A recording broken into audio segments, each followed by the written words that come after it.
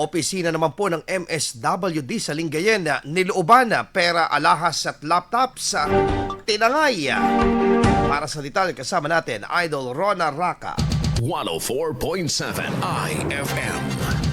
Report! Nilooban ng Opisina ng Lingayen Municipal Social Welfare and Development Office o MSWDO ng dalawang indibidwal. Sa imbestigasyon ng pulisya, tinangay ang apat na laptop na nagkakahalaga ng nasa 300,000 pesos, ilang mga alahas sa may halagang 7,000 at pera na nasa 34,200 pesos. Unang narecover ang ilang piraso ng ninakaw ng mga alahas at narecover na rin ang mga laptop matapos mapag-alamang ibinenta ito ng mga suspek. Sa naganap na press briefing kahapon, kinumpirma ni Lingayen Police Station Chief of Police Lieutenant Colonel Amor Somine na ang dalawa ay pawang, mga menor de edad. Sa ngayon, nasa kustodiya na ang mga ito ng pulisya at under monitoring ng MSWD. Mula dito sa IFM Digupan, ito si Idol Raka. Tatak, IFM.